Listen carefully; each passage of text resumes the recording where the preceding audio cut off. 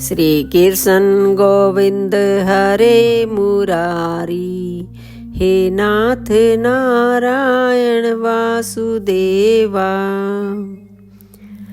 व्यासदेव को नमस्कार, श्री मैत्रेय जी को नमस्कार, विदुर जी को नमस्कार, श्रीमद् भागवत को नमस्कार करके हम आज के अध्याय को शुरू करते हैं। श्री मैत्रेय जी ने कहा, विदुर जी, दीति को अपने पुत्रों से देवताओं को कष्ट पहुंचने की आशंका थी, इसलिए उसने दूसरे के तेज का नाश करने वाले उस कश्यप जी के तेज यानी वीर्य को 100 वर्षों तक अपने उदर में ही रखा। उस गर्भस्थ तेज से ही लोकों में सूर्यादि का प्रकाश क्षीण होने लगा तथा इंद्र आदि लोकपाल भी तेजहीन हो गए।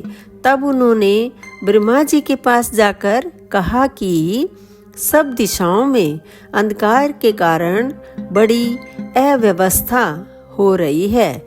देवताओं ने कहा, भगवान, काल आपकी ज्ञान शक्ति को कुंठित नहीं कर सकता, इसलिए आपसे कोई बात छिपी नहीं है। आप इस अंधकार के विषय में भी जानते ही होंगे। हम तो इससे बड़े ही भयभीत हो रहे हैं। देवादिदेव, आप जगत के रचयिता और समस्त लोकपालों के मुकुटमणि हैं। आप छोटे बड़े सभी जीवों का भाव जानते हैं। देव, आप विज्ञान बल संपन्न हैं। आपने माया से ही यह चतुर्मुख रूप और रजोगुण स्वीकार किया है। आपकी उत्पत्ति के वास्तविक कारण को कोई नहीं जान सकता। हम आपको नमस्कार करते हैं। आप में संपूर्ण भुवन स्थित हैं। कार्य कारण रूप सारा प्रपंच आपका शरीर है, किंतु वास्तव में आप इससे परे हैं। जो समस्त जीवों के उत्पत्ति स्थान आपका अनन्य भाव से ध्यान करते हैं, उन सिद्ध योगियों का किसी प्रकार भी ह्रास नहीं हो सकता, क्योंकि वे आपके कृपा कटाक्ष से कृत्य हो जाते हैं तथा प्राण, इंद्रिय और मन को जीत लेने के कारण उनका योग भी परिपक्व हो जाता है। रस्सी से बंधे हुए बैलों की भांति आपकी वेदवाणी से जकड़ी हुई सारी प्रजा आपकी अधीनता में नियम पूर्वक कर्मानुष्ठान करके आपको बलि समर्पित करती है। आप सबके नियंता मुख्य प्राण हैं। हम आपको नमस्कार करते हैं। भूमन, इस अंधकार के कारण दिन रात का विभाग अस्पष्ट हो जाने से लोगों के सारे कर्म लुप्त होते जा रहे हैं, जिससे वे दुखी हो रहे हैं। उनका कल्याण कीजिए और हम शरणागतों की ओर अपनी अपार दया दृष्टि से निहारिए। देव, आग जिस प्रकार ईंधन में पड़कर बढ़ती रहती है, उसी प्रकार कश्यप जी के वीर्य से स्थापित हुआ यह दीति का गर्भ सारी दिशाओं को अंधकार में करता हुआ कर्मशः बढ़ रहा है। श्री मैत्रेय जी कहते हैं, महाबाहो, देवताओं की प्रार्थना सुनकर भगवान ब्रह्मा जी हंसे और उन्हें अपनी मधुर वाणी से आनंदित करते हुए कहने लगे। श्री ब्रह्मा जी ने कहा, देवताओं, तुम्हारे पूर्वज मेरे मानस पुत्र सनकादि लोकों की आसक्ति त्याग कर समस्त लोकों में आकाश मार्ग से विचरा करते थे। एक बार वे भगवान विष्णु के शुद्ध सत्तों में सब लोगों के शिरोभाग में स्थित वैकुंठ धाम में जा पहुँचे। वहाँ सभी लोग विष्णु रूप होकर रहते हैं और वह प्राप्त भी उन्हीं को होता है जो अन्य सब प्रकार की कामनाएं छोड़कर केवल भगवत शरण की प्राप्ति के लिए ही अपने धर्म द्वारा उनकी आराधना करते हैं। वहाँ वेदांत प्रतिपाद धर्ममूर्ति श्री आदि नारायण हम अपने भक्तों को सुख देने के लिए शुद्ध सत्व में स्वरूप धारण कर हर समय विराजमान रहते हैं। उस लोक में नए श्रेयस नाम का एक वन है जो मूर्तिमान कैवल्य सा ही जान पड़ता है। वह सब प्रकार की कामनाओं को पूर्ण करने वाले वृक्षों से सुशोभित है जो स्वयं हर समय छहों ऋतुओं की शोभा से संपन्न रहते हैं। वहाँ विमानचारी गंधर्वगण अपनी प्रियाओं के सहित अपने प्रभु की पवित्र लीलाओं का गान करते रहते हैं जो लोगों की संपूर्ण पाप राशि को भस्म कर देने वाली है। उस समय सरोवरों में खिली हुई मकरंदपूर्ण वासंतिक माधवी लता की सुमधुर गंध उनके चित्त को अपनी ओर खींचना चाहती है, परंतु वे उसकी ओर ध्यान ही नहीं देते, वरन उस गंध को उड़ाकर लाने वाले वायु को ही बुरा भला कहते हैं। जिस समय भरमरराज ऊंचे स्वर से गुंजार करते हुए मानो हरि कथा का गान करते हैं, उस समय थोड़ी देर के लिए कबूतर, कोयल, सारस, चकवे, पपीहे, हंस, तोते, तीतर और मोरों का कोलाहल बंद हो जाता है, मानो वे भी उस कीर्तन का आनंद में बेसुध से हो जाते हैं। श्री हरि तुलसी से अपने श्री विग्रह को सजाते हैं और तुलसी की गंध का ही अधिक आदर करते हैं।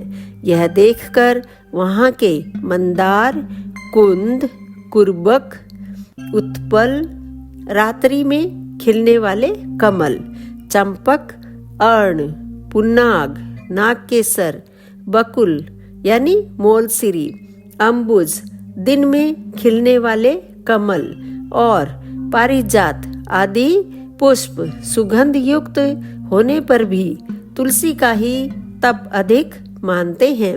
वह लोक वैदुर्य, मरकतमणि यानी पन्ने और सुवर्ण के विमानों से भरा हुआ है।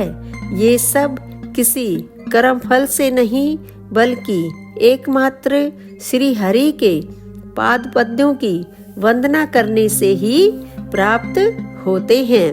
उन विमानों पर चढ़े हुए कृष्ण प्राण भगवत भक्तों के चितों में बड़े बड़े नितंबों वाली सुमुखी सुंदरियां भी अपनी मंद मुस्कान एवं मनोहर हास परिहास से काम विकार नहीं उत्पन्न कर सकती।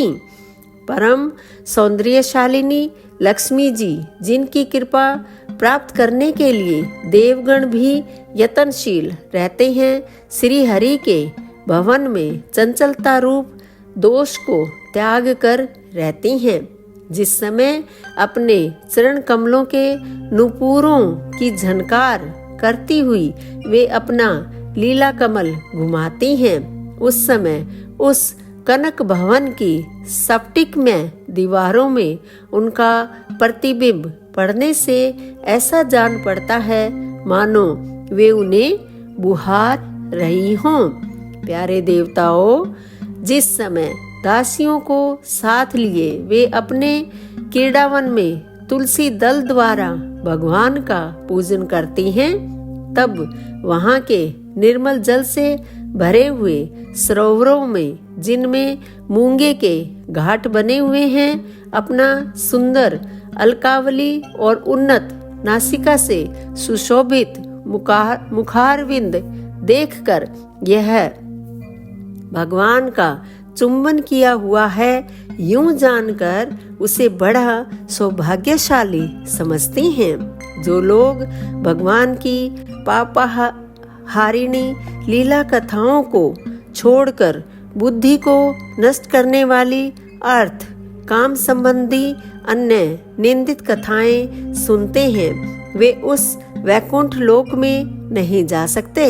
हाय, जब वे अभागे लोग इन सारहीन बातों को सुनते हैं, तब ये उनके पुण्यों को नष्ट कर उन्हें आश्रयहीन घोर नरकों में डाल देती हैं। आहा, इस मनुष्य योनि की बड़ी महिमा है। हम देवता लोग भी इसकी चाह करते हैं। इसी में तत्व ज्ञान और धर्म की भी प्राप्ति हो सकती है। इसे पाकर भी जो लोग भगवान की आराधना नहीं करते, वे वास्तव में उनकी सर्वत्र फैली हुई माया से ही मोहित हैं। देवाधिदेव श्री हरि का निरंतर चिंतन करते रहने के कारण जिनसे यमराज दूर रहते हैं, आपस में प्रभु के सुयश की चर्चा चलने पर अनुराग जन्य विहलतावश जिनके नेत्रों से अविरल अश्रुधारा बहने लगती है तथा शरीर में रोमांच हो जाता है, और जिनके से शील स्वभाव की हम लोग भी इच्छा करते हैं, वे परम भागवत ही हमारे लोकों से ऊपर उस वैकुंठ धाम में जाते हैं। जिस समय सनकादिक मुनि विश्वगुरु श्री हरि के निवास स्थान संपूर्ण लोकों के वंदनीय और श्रेष्ठ देवताओं के विचित्र विमानों से विभूषित उस परम दिव्य और अद्भुत वैकुंठ धाम में अपने योग बल से पहुँचे, तब उन्हें बड़ा ही आनंद हुआ। भगवत दर्शन की लालसा से अन्य दर्शनीय सामग्री की उपेक्षा करते हुए वैकुंठ धाम की 6 ड्योढ़ियां पार करके जब वे 7वीं पर पहुँचे, तब वहाँ उन्हें हाथ में गदा लिए 2 समान आयु वाले देवश्रेष्ठ दिखलाई दिए, जो बाजूबंद, कुंडल और किरीट आदि अनेकों अमूल्य आभूषणों से अलंकृत थे।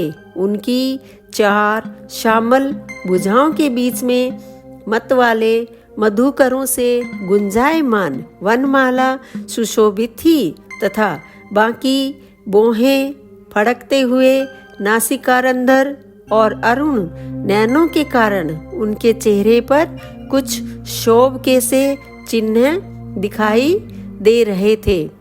दोस्तों, आज का अध्याय हम आधा ही करेंगे क्योंकि यह बहुत बड़ा अध्याय है।